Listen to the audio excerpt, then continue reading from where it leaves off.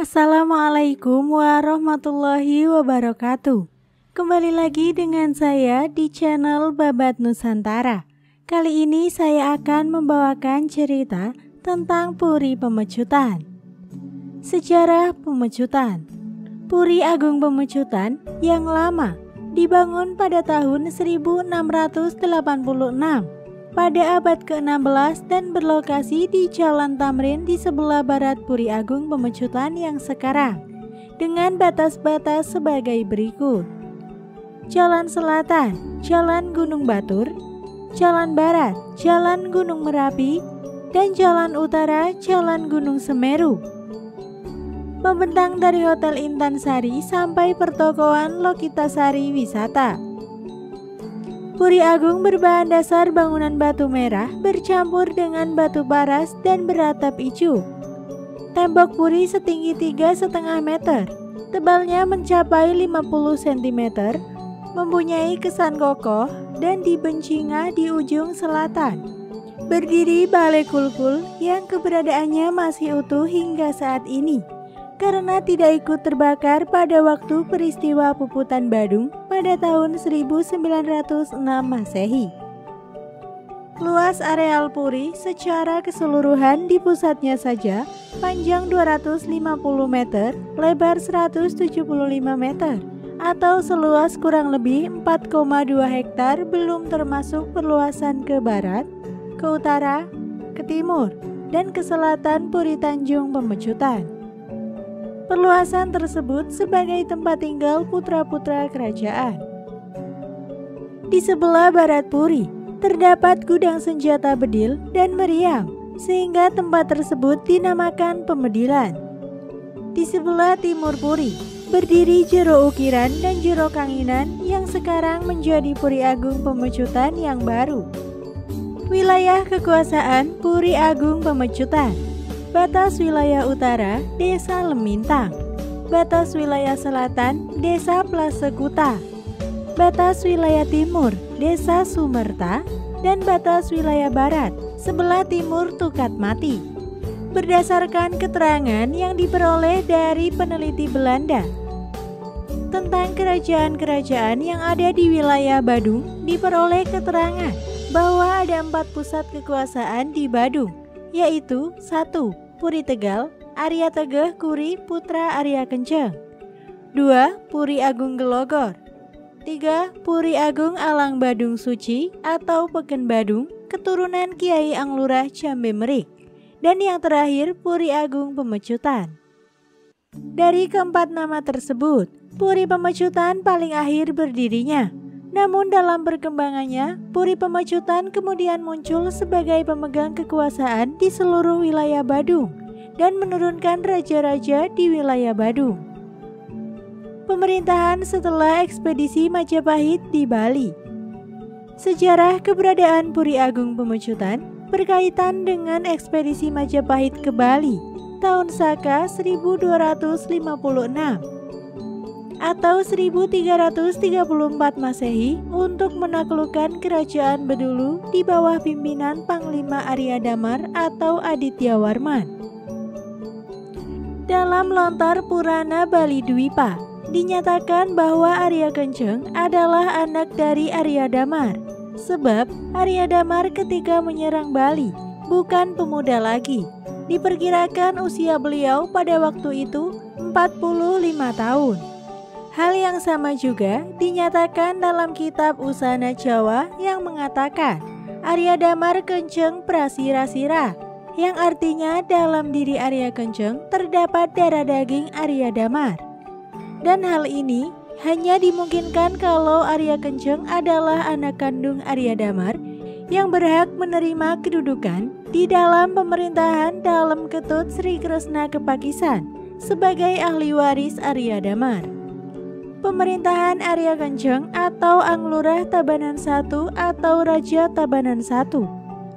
Arya Kenceng, beliau adalah penguasa daerah Tabanan, berkedudukan di Desa Pucangan atau Buahan. Satu uraian sejarah yang menguatkan dugaan bahwa Arya Kenceng adalah anak Arya Damar dinyatakan dalam buku sejarah berjudul Pulau Bali dalam masa-masa yang lampau tentang adanya suatu tradisi untuk memberikan suatu jabatan atau kedudukan tertentu dalam pemerintahan kepada anak-anaknya untuk menggantikan kedudukan orang tuanya setelah orang tuanya meninggal atau karena jasa-jasa orang tuanya.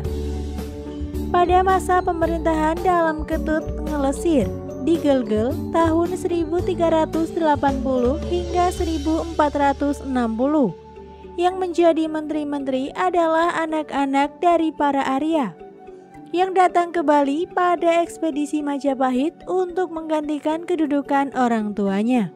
Arya Kenceng mengambil istri putri keturunan Brahmana yang bertempat tinggal di Ketepeng Renges, yaitu suatu daerah di Pasuruan yang merupakan wilayah kekuasaan kerajaan Majapahit. Arya Kenceng memperistri putri kedua dari Brahmana tersebut, sedangkan putri yang sulung diperistri oleh Dalem Ketut Sri Kresna Kepakisan dari Puri Samprangan, dan putri yang bungsu diperistri oleh Arya Sentong. Dari perkawinan dengan putri Brahmana tersebut, beliau berputra Sri Megada Parabu atau Dewa Raka. Tidak tertarik akan kekuasaan, beliau senang melakukan tapa yoga semadi, mencari kesunyian, mendekatkan diri pada alam semesta dan Tuhan Yang Maha Esa untuk mencari ketenangan dan kedamaian, membangun peseraman di Kubon Tinggu, mempunyai putri yang dijadikan istri oleh kepala desa Pucangan dan mempunyai anak 5 orang, Ki Bende Sabeng, Ki Guliang di Rejasa, Ki Telabah di Tuakilang, Ki Bendesa di Tajen, dan Ki Tegehen di Buahan. Yang kedua, Sri Megadanata atau Dewa Made atau Arya Yasan, memangku jabatan raja menggantikan ayahnya. Beliau memerintah dengan bijaksana dan berwibawa sehingga terjaminlah keamanan wilayah Tabanan. Sri Maganata dalam sejarah pemecutan disebut juga dengan nama Arya Yasan. Dari istrinya yang lain, beliau berputra Kiai Ngurah Tegeh Kori menjadi Raja Badung berkedudukan di sebelah kuburan umum, merupakan putra kandung dari Arya Kenceng yang beribu dari desa Tegeh di Tabanan, bukan putra dalem yang diberikan kepada Arya Kenceng. Menurut babat versi Benculuk Tegeh Kori, beliau membangun kerajaan di Badung, di selatan kuburan Badung atau Tegal, dengan nama Puri Tegeh Kori, sekarang bernama Griya Jero Agung Tegal. Karena ada konflik di intem keluarganya, maka beliau meninggalkan Puri di Tegal dan pindah ke Kapal. Di Kapal sempat membuat pemerajan dengan nama Perajan Mayun, yang sama dengan nama pemerajan sewaktu di Tegal, dan odalanya sama, yaitu pada saat Pagerwesi. Dari sana para putra terpencar menjadi 4. Kini keturunannya berada di Puri Agung Tegal, Tamu, Batu Bulan, Gianyar, dan Jero Gelgel di Mengwitani atau Badung, Jero Tegeh di Malkangin Tabanan. Di Puri Tegeh Kori, beliau berkuasa sampai generasi keempat. Beliau berhasil membangun bendungan di Pegat dan melahirkan golongan Gusti di Tegeh. Seorang putri bertempat tinggal di istana di Buahan, diambil istri oleh Kiai Asak Pakisan di desa Kapal, tetapi tidak memperoleh keturunan. Arya Kenceng sebagai kepala pemerintahan di daerah Tabanan bergelar Nararya Anglurah Tabanan. Sangat pandai membawa diri sehingga sangat disayang oleh kakak iparnya Dalem Samprangan. Dalam mengatur pemerintahan, beliau sangat bijaksana sehingga oleh Dalem Samprangan beliau diangkat menjadi menteri utama. Karena posisi beliau sebagai menteri utama, maka hampir setiap waktu beliau selalu berada di samping Dalem Samprangan. Arya Kenceng sangat diandalkan untuk memecahkan berbagai persoalan yang dihadapi oleh Dalem Samprangan. Karena jasanya tersebut, maka Dalem Samprangan bermaksud mengadakan pertemuan dengan semua Arya di Bali. Dalam pertemuan tersebut, Dalem Samprangan menyampaikan maksud dan tujuan pertemuan tersebut. Tiada lain untuk memberikan penghargaan kepada Arya Kenceng atas pengabdiannya selama ini. Wahai Dinda Arya Kenceng, demikian besar kepercayaanku kepadamu. Aku sangat yakin akan pengabdianmu yang tulus dan ikhlas. Dan sebagai tanda terima kasihku, kini aku sampaikan wasiat utama kepada Dinda dari sekarang sampai seterusnya. Dari anak cucu sampai buyut Dinda, supaya tetap saling cinta mencintai dengan keturunanku, juga sampai anak cucu dan buyut. Dinda saya berikan hak untuk mengatur tinggi rendahnya kedudukan derajat kebangsawanan, berat ringannya denda dan hukuman yang harus diberikan pada para durjana. Dinda juga saya berikan hak untuk mengatur para Arya di Bali. Siapapun tidak boleh menentang perintah Dinda dan para Arya harus tunduk pada perintah Dinda. Dalam tata cara pengabenan atau pembakaran jenazah, ada 3 upacara yang utama, yaitu bandusa, nagabanda, dan wadah atau bade bertingkat 11. Dinda saya izinkan menggunakan bade bertingkat 11.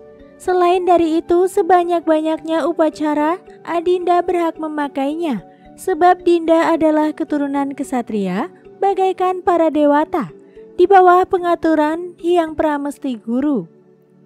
Demikianlah penghargaan yang Kanda berikan kepada Adinda, karena pengabdian Dinda yang tulus sebagai menteri utama. Arya Kenceng telah berlanjut usia. Akhirnya beliau wafat dan dibuatkan upacara pengabenan sesuai dengan anugerah dalam samprangan, yaitu boleh menggunakan bade bertingkat 11 yang diwariskan hingga saat ini. Adapun roh sucinya dibuatkan tugu penghormatan yang disebut batur dan disungsung oleh keturunan beliau hingga saat ini dan selanjutnya. Masa pemerintahan Sri Megadanata atau Dewa Made atau Arya Yasan atau Sri Arya Ngurah Tabanan atau Raja Tabanan II. Karena Sri Megada Prabu tidak bersedia memegang kekuasaan di Tabanan, maka yang menjadi raja menggantikan Betara Arya Kenceng adalah Sri Megadanata dengan nama yang lain Sri Ngurah Tabanan. Beliau tidak lupa dengan hubungan baik dengan Dalem yang pada waktu itu adalah Dalem Ketut Ngulesir, yang lebih dahulu dikenal dengan nama Sri Kepakisan, yang beristana di Swecapura atau Linggarsapura Sukasada atau Gelgel. Beliau putra dari Sri Kresna Kepakisan, cucu dari Dalem Wawurawu yang mempunyai istana di Samprangan dan merupakan adik dari Dalem Ile. Beliau Arya Ngurah Tabanan mempunyai 3 orang istri dari keturunan kesatria dan memberikan 8 orang putra istri pertama. Warga para Sanghyang, lahir 4 putra menetap di Tabanan. Nararya Ngurah Tabanan atau Sirarya Ngurah Langwang, putra mahkota. Kiai Madiatara Madekaler menurunkan Pragusti Subamia. Kiai Nyoman Pascima atau Nyoman Dawu menurunkan Pragusti Jambe atau Pamregan, dan Kiai Ketut Wetaning Pangkung menurunkan Pragusti Lotrurung, Ksimpar dan Sarampingan. Istri kedua, warga para Sanghyang, lahir 3 orang putra menetap di Badung. Kiai Nengah Samping Boni menurunkan Pragusti Samping. Kiai Nyoman Anca menurunkan Pragusti Anca dan Anglingan. Kiai Ketut Lebah tidak memberikan keturunan karena kedua anaknya perempuan. Istri yang ketiga, Putri Bendesa Pucangan, lahir 1 orang putra, menetap di Badung, yaitu Kiai Ketut Bendesa atau Kiai Pucangan atau Narya Bandana. Seperti ayah beliau menjalin hubungan yang baik dengan Dalem Ketut di Gelgel, anak dari Sri Kresna Kepakisan sebagai sesuhunan Pulau Bali dan karena masih bersaudara sepupu. Karena demikian, akrabnya hubungan tersebut ternyata membawa suatu petaka. Prasasti Mpu Aji Tusan lembar 7A transkrip halaman 9 menyebutkan pada suatu ketika putra mahkota dalam Ketut minta tolong kepada Sri Maghanatha yang masih merupakan pamannya untuk memotong rambutnya yang sudah panjang. Beliau karena demikian akrabnya, maka dipotonglah rambut putra mahkota tersebut sampai gundul tanpa persetujuan dari ayahnya. Memang sudah takdir dari Yang Maha Kuasa. Ketika dalam Ketut melihat anaknya dalam keadaan gundul, beliau sangat terkejut dan mencari tahu siapa gerangan yang melakukan hal tersebut tanpa seizin darinya. Hatinya merasa berang setelah mengetahui bahwa Sri Maghanatha lah yang melakukan hal tersebut. Namun beliau berupaya menyembunyikan kemarahannya tersebut serta menanyakan hal tersebut kepada Sri Maghanatha. Setelah mendengar penjelasan dari Sri Maghanatha, hati beliau tetap tidak senang akan hal tersebut dan mengusir Sri Maghanatha secara halus ke Majapahit untuk menengok keluarganya di sana. Mengetahui kemarahan dalam tersebut tanpa membantah lagi, maka berangkatlah Sri Maghanatha ke Majapahit. Arya Yasan tinggal di kerajaan Majapahit kurang lebih 8 tahun. Di sana beliau berusaha untuk mencari dan menanyakan keluarganya dari keturunan Arya Damar atau Aditya Warman. Namun pencarian tersebut tidak membuahkan hasil karena Majapahit sudah runtuh pada tahun 1478. Sehingga beliau memutuskan untuk pulang kembali ke Bali. Setibanya di Bali, beliau kemudian mengembara ke gunung-gunung untuk menjadi seorang pendeta, kemudian bertapa. Arya Yasan tidak diperkenankan menyandang kedudukan dan tidak berhak memiliki rakyat. Demikian pula kedua putra beliau juga mengalami hal yang sama dengan ayahnya. Diceritakan bahwa adik beliau yang paling kecil tinggal di istana yang bernama Bibi Kiai Tegeh Kori, diambil oleh Dalem Gelgel dan diserahkan kepada putra si Arya Wongaya Kepakisan yang bernama Kiai Asak yang tinggal di kapal.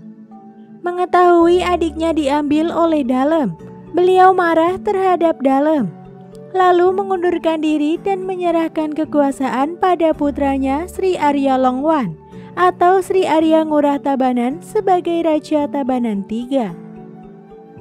Karena perbuatan Dalem yang sewenang-wenang tersebut, Arya Yasan menjadi marah dan mengutuk Dalem dan para pati agar selama-lamanya terkutuk karena Dalem tidak mematuhi petuah di masa lampau.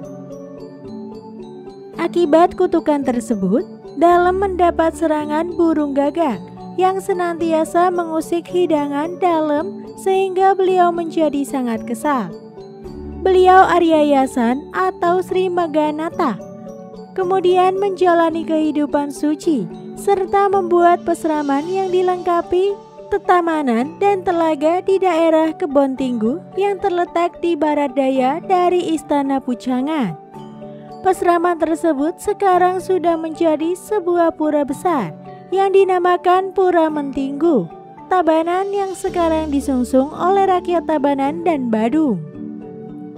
Diceritakan Bendesa Pujangan mempunyai seorang putri yang sangat cantik bernama Sang Ayu Mandesa.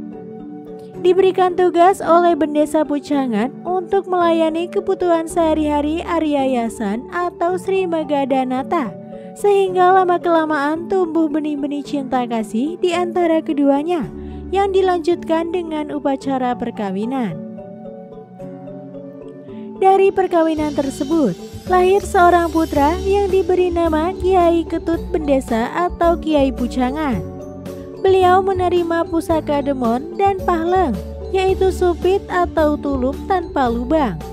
Setelah besar, beliau diserahkan kepada kakaknya Sri Arya Ngurah Longwan atau Sri Arya Ngurah Tabanan, tetap tinggal di istana. Tidak beberapa lama, karena lanjut usia, wafatlah beliau dan diadakan upacara sebagaimana mestinya. Kiai Ketut Bendesa atau Kiai Pujangan atau Sang Arya Bagus Alit. Kembali lagi ke peristiwa yang menimpa ayah dari Arya Notorwandira atau Arya Notorwaringin, yaitu Arya Yasan. Karena perbuatan dalam yang sewenang-wenang tersebut, Arya Yasan menjadi marah dan mengutuk Dalem dan para pati agar selama-lamanya terkutuk karena Dalem tidak mematuhi petuah di masa lampau. Akibat kutukan tersebut, Dalem mendapat serangan burung gagak yang senantiasa mengusik hidangan Dalem sehingga beliau menjadi sangat kesal. Berbagai usaha sudah dilakukan untuk mengusir keberadaan burung gagak tersebut, namun selalu saja tidak membuahkan hasil. Terdengar berita bahwa cucu Arya Kenceng di Tambangan yang bernama Sang Arya Bagus Alit atau Arya Pucangan mempunyai keahlian nyompit atau nuluk. Maka Dalem mengundang Sang Arya Bagus Alit ke ibu kota kerajaan. Keberhasilan Sang Arya Bagus Alit mengalahkan burung gagak tersebut membuat Dalem menjadi tersadar dan ingat kembali kepada Sang Arya Yasan, ayah dari Sang Arya Bagus Alit, yang masih merupakan sepupunya untuk datang ke Puri Gelgel. Dalam transkrip lontar Museum Bali, dalam pemancangan Badung Muang Tabanan, dan dalam lontar Babat Badung milik anak Agung Oka Manek dari Jero Grenceng, demikian pula prasasti Putusan diceritakan bahwa dari pertemuan Dalem dengan Arya Yasan tersebut, Dalem menyampaikan permohonan maafnya dan mengembalikan kedudukan Arya Yasan sebagai penguasa daerah Tabanan bersama putra sulungnya. Sedangkan Sang Arya Bagus Alit disuruh menetap di Tambangan atau Badung oleh Dalem Gelgel. Semenjak itu, Sang Arya Bagus Alit terkenal dengan nama Dewa Hyang Anulup. Setelah sekian lama, Dewa Hyang Anulup mempunyai seorang putra. Beliau kemudian kembali ke daerah Tabanan untuk menetap di daerah Pucangan, sehingga diberi nama Batara Pucangan. Beliau wafat dan meninggalkan seorang putra yang bernama Batara Notorwandira atau Batara Notorwaringin.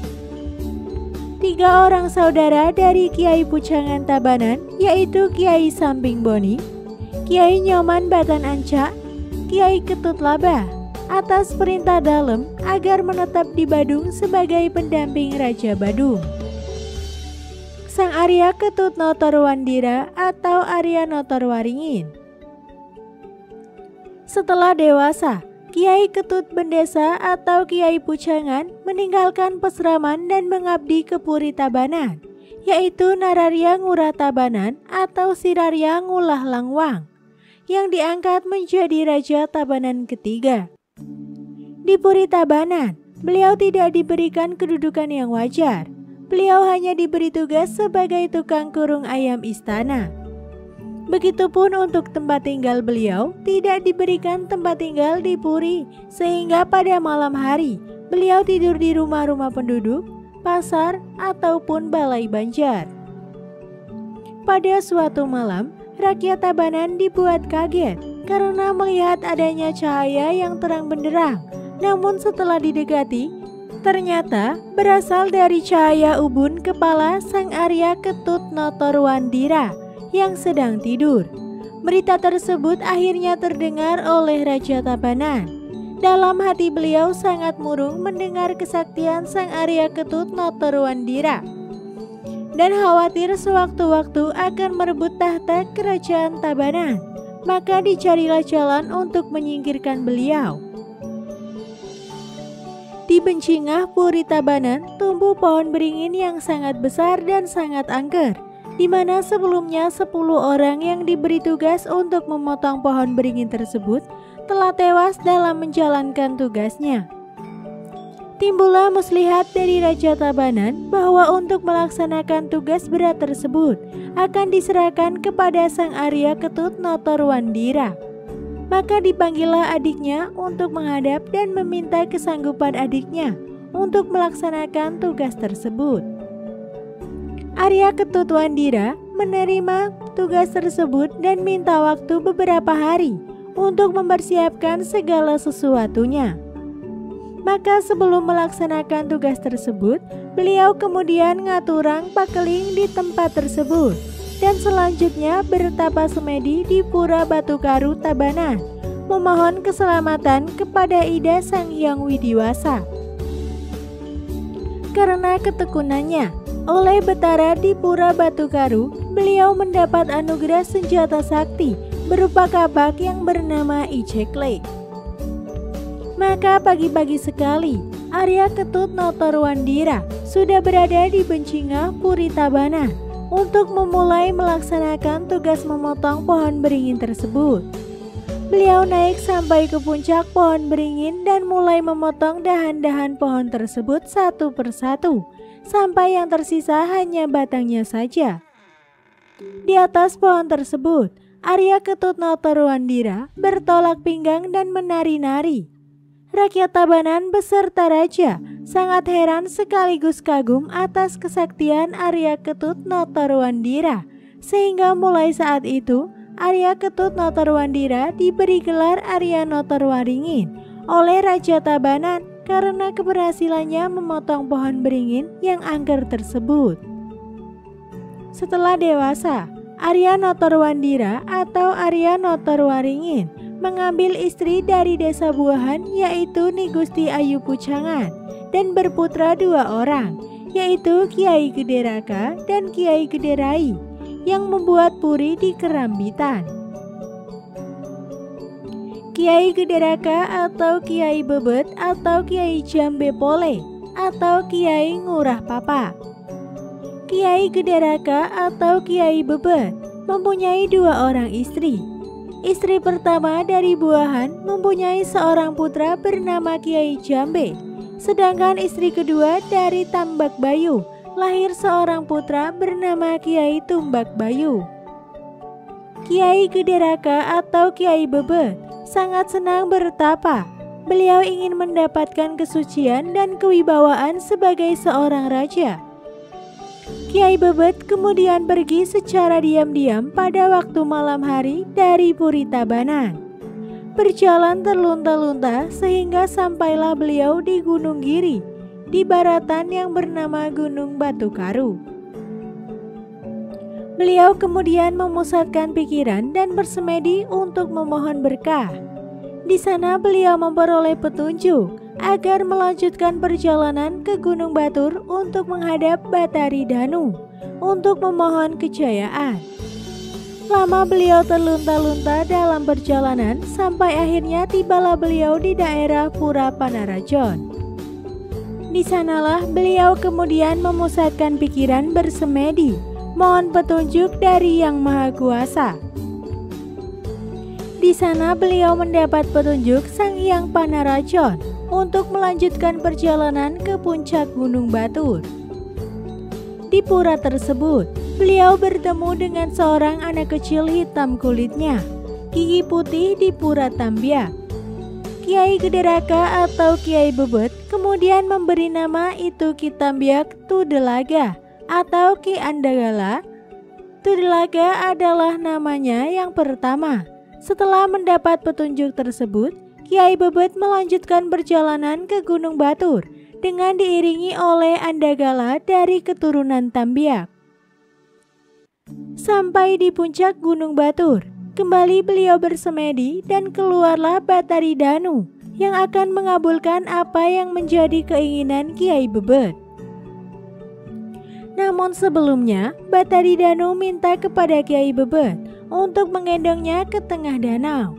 Kiai Bebet menyanggupi permintaan tersebut sehingga digendonglah Batari Danu ke tengah danau. Namun sungguh ajaib, beliau tidak tenggelam. Beliau menjadi seperti berjalan di atas tanah saja. Airnya hampir saja di pergelangan kaki. Ketika sampai di pinggir danau, bersabdalah Batari Danu bahwa beliau akan mengabulkan permohonan Kiai Bebet untuk memperoleh kejayaan di daerah Badung. Akhirnya apa yang menjadi cita-cita beliau melalui tapa semadi terkabul dan kelak akan menjadi raja di daerah Badung. Bahkan Batari Danu menganugerahkan 2 buah senjata yang sangat ampuh berupa pecut dan tulupan. Tetapi tiap-tiap hari, piodalan di Pura Batur Senjata ini harus dibawa untuk dibuatkan upakara. Setelah mendapat anugerah, beliau melanjutkan perjalanan ke daerah Badung. Setelah mendapat anugerah tersebut, beliau akhirnya pulang ke Buahan. Diceritakan Nararya Gederaka meninggalkan Tabanan menuju Badung dan dalam rombongan tersebut ikut serta kedua istrinya dan pengawal yang paling setia yaitu Inegala atau Tambia. Setelah menempuh perjalanan yang sangat jauh, sampailah rombongan tersebut di perbatasan utara Kerajaan Badung yaitu Desa Lumintang. Pada waktu itu ada seorang yang datang menyapa bernama I Kaki Lumintang. Nararya Gederaka mengajukan permohonan agar diperbolehkan untuk menginap semalam. Karena kasihan melihat rombongan yang sudah kelelahan tersebut, I Kaki Lumintang menerima permohonan tersebut. Namun I Kaki Lumintang ingin mengetahui terlebih dahulu dari mana kedatangan rombongan ini dan apa maksud dan tujuannya datang ke Badung. Nararya Gederaka kemudian menjelaskan maksud kedatangannya ke Badung untuk mengabdi kepada Ramanda Gusti Ngurah Tegeh Kuri di Kerajaan Badung, dan mereka adalah keturunan Nararya Notoruwaringin dan juga cucu dari Cokorde Mukules dari Puri Metinggu Tabanan. Mengetahui hal tersebut, I Kaki Lumintang menundukkan diri memberi penghormatan untuk seorang putra raja. Keesokan harinya, rombongan melanjutkan perjalanan untuk menuju Puri Tegeh Kuri di Tegal dengan diantar oleh I Kaki Lumintang. Nararya Gederaka diterima dengan tangan terbuka oleh Gusti Tegeh Kuri dan diperkenankan mengabdi ke Badung dan diangkat sebagai putra ketiga dan diberi nama Kiai Nyoman Tegeh. Karena Gusti Ngurah Tegeh Kuri sudah mempunyai dua orang putra, yaitu Kiai Wayan Tegeh dan Kiai Made Tegeh. Untuk tempat tinggalnya, Kiai Nyoman Tegeh dan semua keluarga serta I Tambia dititipkan sementara di rumah I Mekel Tegal yang letaknya sekarang di sebelah barat Tegal Gede. Pada suatu hari, tiba-tiba Gusti Ngurah Tegeh Kuri diserang penyakit lumpuh. Seluruh anggota badannya sukar bergerak sehingga seluruh kegiatan pemerintahan mengalami gangguan. Kedua orang putra beliau yaitu Kiai Wayan Tegeh dan Kiai Made Tegeh tidak mampu menggantikan ayahnya sebagai kepala pemerintahan di Badung. Jiwa kepemimpinan serta kewibawaan mereka masih sangat kurang karena memiliki sifat pemalu dan rendah diri. Tak diduga dari Gelgel, mendadak ada perintah supaya Raja Badung segera menghadap ke Puri Gelgel karena adanya persoalan yang sangat penting yang menyangkut keamanan Pulau Bali. Bila raja berhalangan hadir, maka seorang putra raja diperbolehkan mewakili. Oleh karena itu, Gusti Ngurah Tegeh Kuri dalam keadaan sakit, maka beliau memerintahkan salah satu dari kedua putranya untuk mewakilinya ke Puri Gelgel.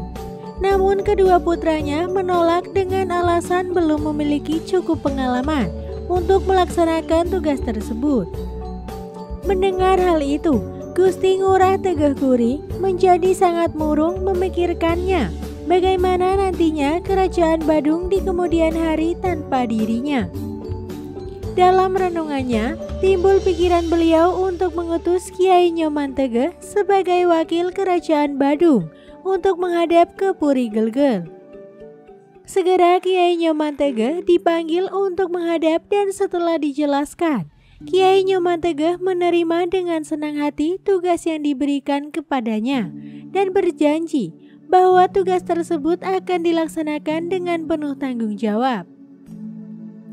Diceritakan Kiai Nyoman Tegeh sudah berangkat menuju Puri Gelgel dengan diiringi Ki Tambia. Di dalam perjalanan, sesampainya di desa Sumerta, Ki Tambiak dihina oleh penduduk setempat sambil bernyanyi dan tertawa-tawa, Melihat penampilan Ki Tambiak yang serba hitam, hanya giginya saja yang kelihatan putih.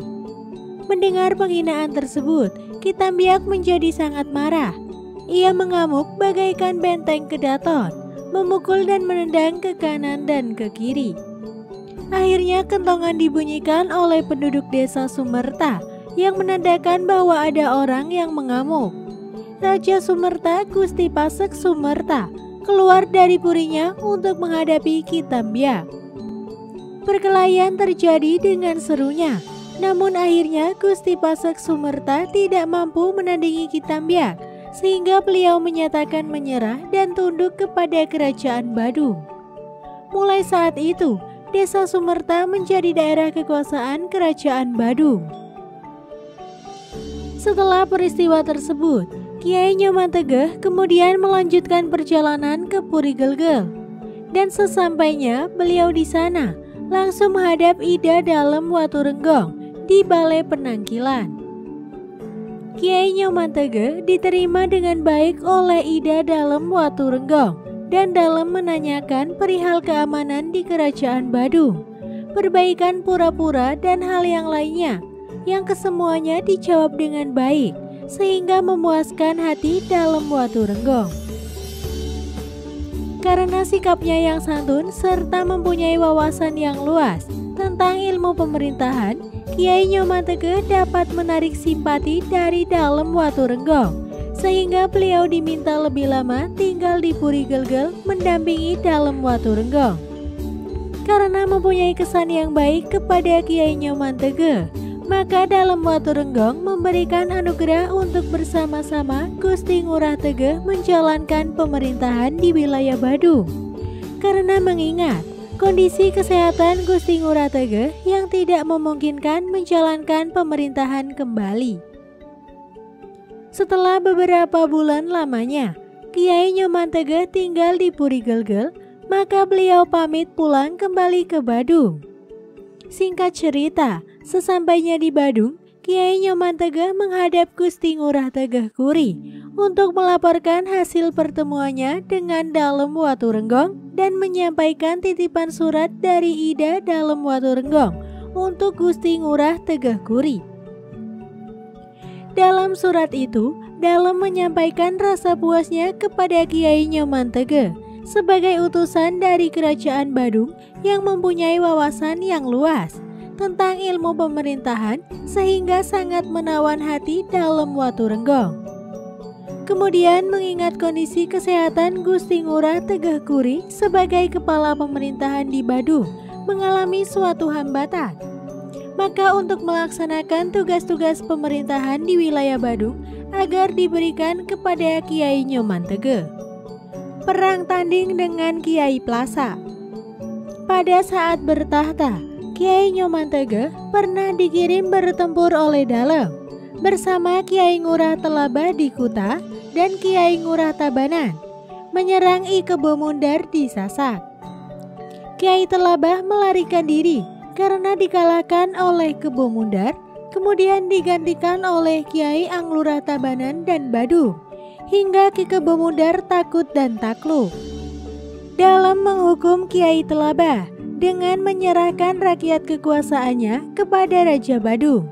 Namun Kiai Telabah tidak mentaati, maka timbullah bentrokan antara Badung dengan Kuta.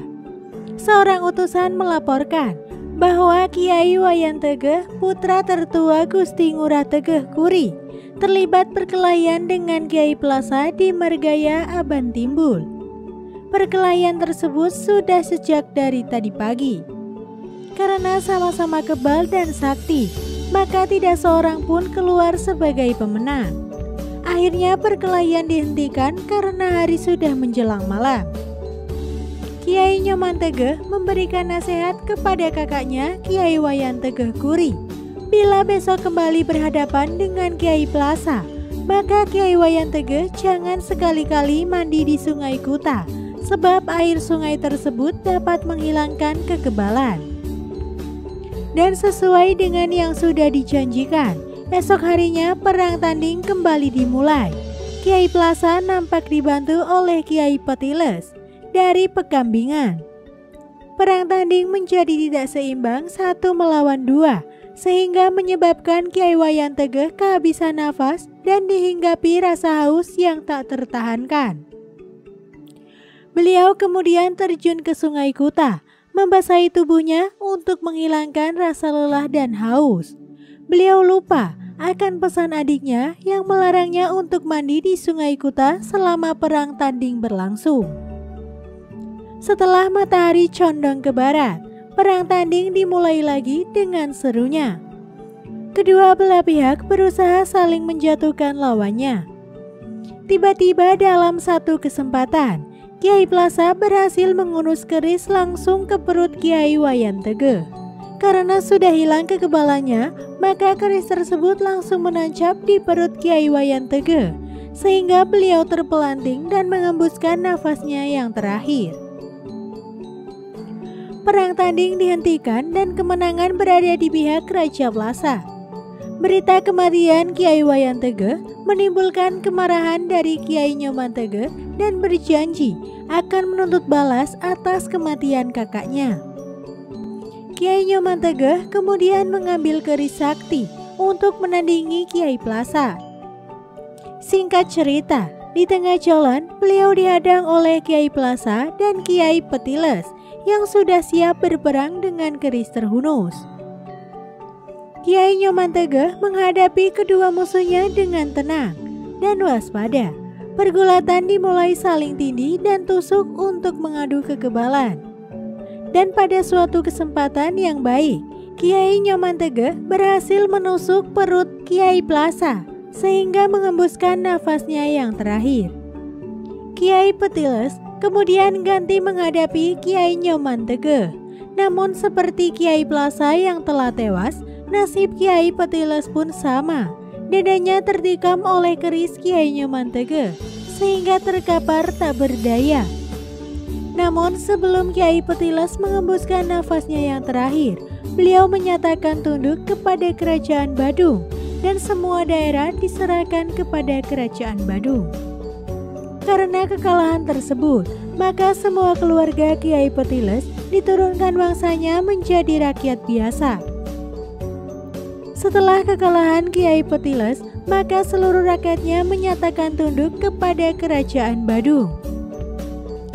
Kyai Jambe Pule mempunyai putra yang bernama Kyai Anglurah Pemedilan dan anak agung istri Jambe. Kedua anak beliau lahir di Pemedilan di rumah Ki Tanjung Gunung, sebelah utara Pura Tambangan Badung. Nararya Gederaka mendirikan Puri Pemecutan setelah mendapat anugerah dari Dalem Waturenggong untuk menjalankan pemerintahan di Badung. Maka beliau mulai memperluas wilayah Kerajaan Badung. Puri Sumerta berhasil ditaklukkan. Terbukti salah satu Pura Kayangan di Sumerta.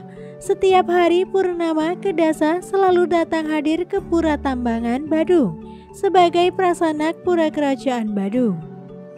Beliau diberi gelar Kyai Jambe Pole. Pole berasal dari kata poli yang artinya mendapatkan kekuasaan. Dan untuk melaksanakan pemerintahan, beliau mendapat panjak sebanyak 500 dari Gusti Ngurah Tegeh Guri dan dinobatkan menjadi raja di Puri Agung Pemecutan. Karena beliau mendapat anugerah dari Batari Danu Batur berupa senjata sakti pecut dan tulupan, maka kerajaan yang beliau dirikan diberi nama Puri Pemecutan. Beliau sebagai cikal bakal pendiri Puri Kerajaan Badung yang mengambil nama dari suku kata pecut sebagai rasa hormat dan sujud bakti atas anugerah yang beliau terima dari Sang Pencipta berupa senjata pecut sakti. Anugerah Raja Badung untuk Ki Tambiak. Seperti yang telah diceritakan di atas, bahwa Ki Tambiak sangat berjasa mengiringi Kyai Jambe Pule dari sejak di Pura Ulun Danu sampai beliau menjadi raja di Badung.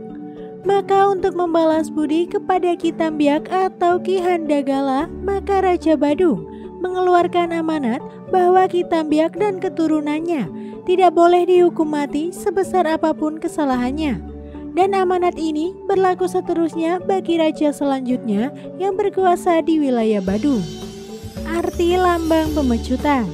Damar, simbol historis yang mengingatkan kita bahwa cikal bakal keluarga besar Puri Agung Pemecutan dari keturunan Arya Damar atau Aditya Warman, melambangkan kepribadian yang luhur dan melekat serta memancar dari diri Arya Damar agar dapat ditumbuhkan dan dikembangkan dengan subur di dalam diri setiap orang yang merasa dirinya keturunan Arya Damar untuk diabdikan kepada nusa dan bangsa. Sinar-sinar dari damar yang ujung-ujungnya melukiskan persegi 8 adalah simbol dari keturunan pendiri Puri Agung Pemecutan yang menyebar ke 8 penjuru angin, terutama di wilayah Badung yang menjadi para leluhur semua. Keturunan beliau selanjutnya harus selalu diingat dan dihormati. Tulisan aksara Ongkara adalah simbol dari Sang Hyang Widi atau Tuhan Yang Maha Esa. Ini berarti bahwa warga Angreng Pemecutan mewajibkan anggotanya agar selalu takwa kepada Sang Hyang Widi atau Tuhan Yang Maha Esa serta memohon tuntunan dan anugerahnya. Tulup empet atau tanda lubang adalah simbol historis bahwa kejayaan pernah diperoleh dengan bersenjatakan tulup empet di dalam menegakkan dharma kembali. Pecut adalah simbol historis bahwa kejayaan pernah diperoleh dengan bersenjatakan pecut atau cambuk, mengingatkan kita kepada sejarah asal-usul nama tempat. Nama Puri berasal dari kata pecut menjadi pemecutan dan nama pendiri kerajaan Badung. Simbol identitas warga Ageng Pemecutan. Segi 5 sama sisi dengan latar belakang bunga nagasari. Organisasi warga Ageng Pemecutan berasaskan Pancasila dan Undang-Undang Dasar tahun 1945. Mengingatkan kita akan warisan leluhur berupa 5 nilai-nilai luhur yang pernah dijadikan pedoman dan landasan di dalam melaksanakan kepemimpinan di dalam kehidupan bernegara, berbangsa, dan bermasyarakat yang berhasil membawa kemegahan dan kejayaan, yaitu kesusilaan, Pagehring Karatin Utami Rajaniti, Satria Wacana, Ngepah Ayu Semeton Muwang Jagat, Bakti Ring Sang Hyang Widiwasa. Pimpinan dan anggota warga Ageng Pemecutan wajib memahami, menghayati, dan mengamalkan ajaran Pancasila dan memelihara kelestarian nilai-nilai luhur warisan budaya bangsa dalam usaha menjaga dan memelihara nama baik keluarga besar demi keharuman nama warga Ageng Pemecutan. Warna kuning, simbol kejayaan, kemegahan, dan kemuliaan. Warna putih, simbol kesucian yang mengingatkan kita agar selalu menegakkan kesucian pikiran, perkataan, dan perbuatan, atau menegakkan ajaran Trikaya Parisuda. Warna merah, simbol keberanian yaitu berani membela dan menegakkan kebenaran. Warna hitam, simbol identitas Badung yang menurut cerita berasal dari kata Badeng yang artinya hitam. Kesatuan warna merah hitam putih, simbol kemahakuasaan Sang Hyang Widi atau Tuhan Yang Maha Esa, bahwa segala yang ada di dunia ini tidak terbebas dari hukum trikona yang diciptakan, dihidupkan dan mati, yang artinya segala yang hidup di dunia ini terkait oleh hukum keterbatasan. Oleh karena itu, seluruh warga Ageng Pemecutan harus menyadari akan keterbatasan diri. Karena itu tidak boleh takabur, angkuh, dan sombong. Tali pengikat dengan pinta bertuliskan Raka Bandana Pemecutan adalah simbol historis bahwa Puri Agung Pemecutan merupakan sebuah tali pengikat pesemetonan seluruh warga Ageng Pemecutan. Warga Ageng Pemecutan. Kerajaan Puri Agung Pemecutan mengalami masa keemasannya pada abad ke-16 yaitu tahun 1697 hingga 1813 Masehi. Pada zaman pemerintahan I Gusti Agung Gede Ngurah Pemecutan yang merupakan raja ketiga Puri Agung Pemecutan. Beliau dikenal dengan nama Ida Batara Sakti. Gelar sakti yang diperolehnya karena berhasil memukul mundur penyerangan yang dilakukan oleh Panji Sakti ke wilayah Badung. Beliau merupakan cikal bakal warga Ageng Pemecutan dan sentana para Arya di Puri Agung Pemecutan, walaupun Puri Agung dan Pasar. Sesuai dengan piteket Ida Cokorda Ngurah Gede Pemecutan yang merupakan Raja ke-10 Puri Agung Pemecutan, maka yang termasuk ke dalam warga Ageng Pemecutan sebagai berikut. Para Semeton Agung Puri Agung Pemecutan, yaitu para putra-putra Raja Pemecutan. Para penyungsung Pura Prasanak Pura Tambangan Badung. Para penyungsung Pelinggih Paibon di Pura Tambangan Badung. Para warga Tambiak Panarajon. Para warga Islam Kampung Kepaon. Para warga Bugis di Desa Suwung dan Serangan. Para Brahmana Geria Karang Tambak Gangsul. Para Brahmana Geria Tegal. Para Brahmana Geria Ujung Bindu atau Geria Cutan Pemecutan dan Sekehe Gede. Pernyataan bersama warga Ageng Pemecutan menimbang bahwa dalam usaha mendemokrasi dan mengkoordinasi warga besar di Puri Agung Pemecutan untuk memperoleh kesatuan yang kuat serta bulat, bahwa perlu diadakan usaha dan tindakan mengingat, mencatat, serta mempersatukan semua wari Ida Batara Sakti dimanapun mereka berdiam, mengingat menyesuaikan diri dengan situasi kenegaraan dewasa ini terjamin dengan keutuhan arga besar dari Puri Agung Pemecutan. Pembicaraan pada musyawarah keluarga besar Puri Agung pada masa-masa lampau memutuskan berusaha mengingat, mencatat, serta mempersatukan semua wari Ida Batara Sakti yang merupakan warga besar Puri Agung Pemecutan. Wajib dan berhak bagi wari Ida Batara Sakti mempergunakan tambahan di depan nama pribadi dengan gelar AA atau Anak Agung. Mewajibkan agar semua para wari Ida Batara Sakti mempergunakan di belakang nama pribadi nama warga besar yaitu Pemecutan. Demikianlah cerita yang dapat saya sampaikan.